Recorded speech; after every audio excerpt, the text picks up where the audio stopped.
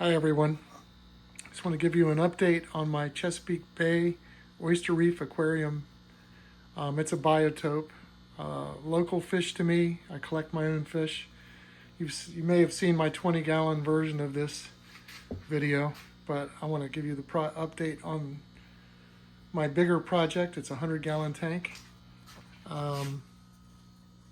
Sorry for the messiness of my fish room. It's my rec room and it's full of stuff I gotta take care of. But once this tank's set up, then I can rock and roll on everything else and get everything into shape. But I wanted to let you know the progress I've made. So first of all, the stand is nearly complete. I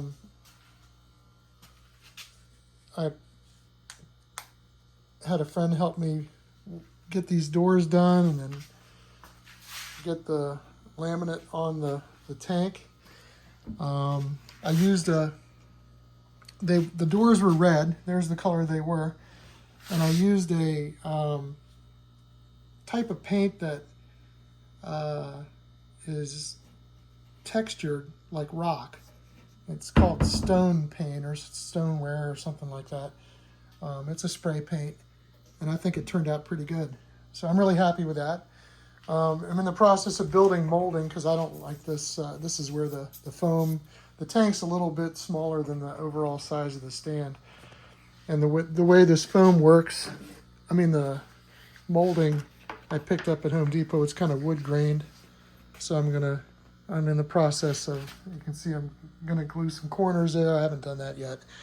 But I've cut them to fit, and so that'll look nicely once that's done. I put that on hold because I've got a lot of other things to go. These are some of the plumbing parts, the ball valves that I purchased that will go on the plumbing of the tank. So I'll walk around and show you that. So there's installed looking at my river tank in the background, which needs the glass cleaned desperately. But here's the overflow box that I got from Marine Depot, which is now defunct. Started the plumbing, the gate valve, plumb it like a modified bean animal style. There's a piece of pipe that goes in here. I have to cut a piece of PVC pipe that fits better than that, but that's you get the general idea how that will work. There'll be the ball valves will each be one here under each of these. This is the main drain. This is emergency drain. This is the main emergency drain. This is I guess the overflow. So I still have to drill a hole in the top of this. But overall, this started cutting a hole and I realized that the hole is too far over. So one of the things I have to do is move the river tank out of its home here and those pictures. And I'm going to move them over to that wall over there. The pictures will be up there and the river tank will be over there. And then this tank I will move.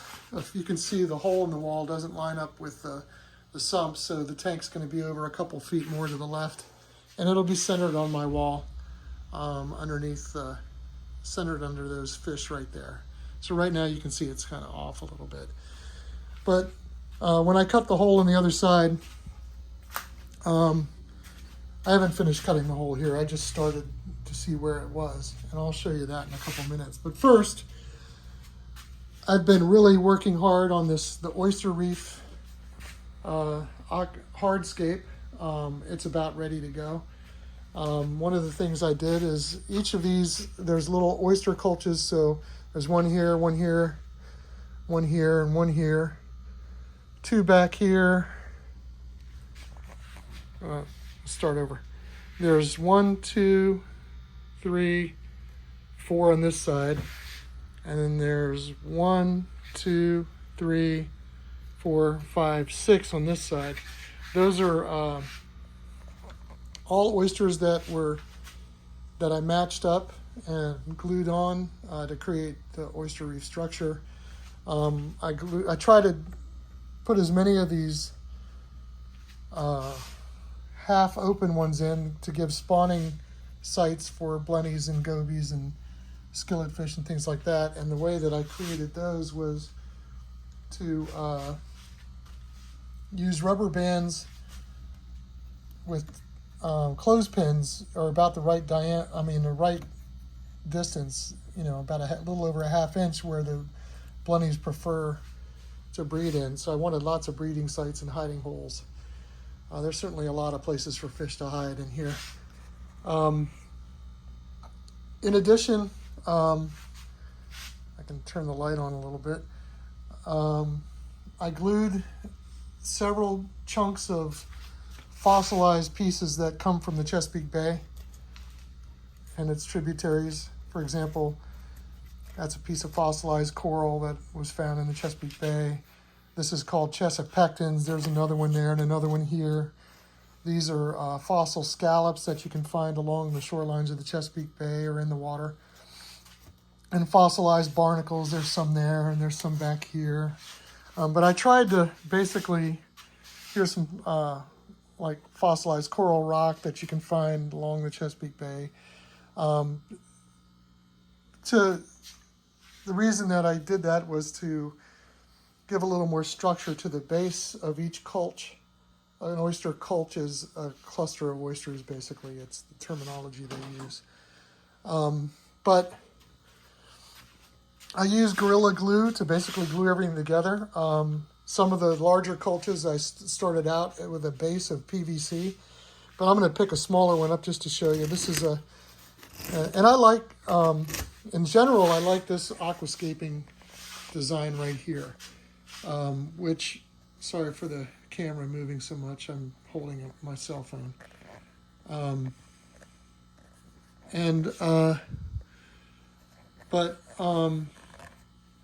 Anyway, you get the idea. It's going to create a little valley between the oyster reef. It gives some open space for fish to swim around and stuff. But I can move these chunks around. I like the way this one is, where the reef curves this direction. But I can also, the beauty of having some of the smaller ones is I can move them around and they'll fit nicely in other ways. Like that looks pretty cool too. You get the idea. This one also, I can turn around and turn the other way. But they all kind of fit like a little jigsaw puzzle. But I wanted to show you how I made them. In addition to all these nice little hidey holes and fossils and stuff all this came from the Chesapeake Bay watershed. So every fish I catch, the sand, which is outside in buckets, except for these tiles. I used tile as the base. This was a tip that Nick Kinzer, the aquarist at Glen Echo Park Aquarium, gave me to. So I took all these clusters. Most of the larger ones were mostly made several years ago, and some of them have been used in my smaller tanks. But they basically were just made out of oysters, and they sometimes would collapse, or crabs would crawl under and dig under them. And well, now they can't, because each one has a base to it and they will sit flat. And one of the reasons I brought all these other oysters and fossils and stuff glued to the base of these was to hide the actual square. Even though sand will probably cover a lot of that up, I didn't want like the strong currents in my tank to blow sand out and then leave tile exposed. I want everything to look natural. So that's kind of where we are. And since the tank will be visible from 3 sides for the most part, I wanted everything to look normal. So we're going to scroll around and look at this side. When I shine a light on it, you can really, the Gorilla Glue pops out, but trust me, when algae and stuff starts to grow on this culch, for example, you can't see any Gorilla Glue except for the stuff I've just put on at the bottom. you know, you can see the Gorilla Glue there on a newly glued item, but the old stuff, you can barely tell it's there. It blends in over time, and even some of it looks like encrusting or animals and stuff like that. So anyway, that's the story there. I'm going to take you into my basement, show you where the sump, because there's going to be a hole in the wall. Here's my sump.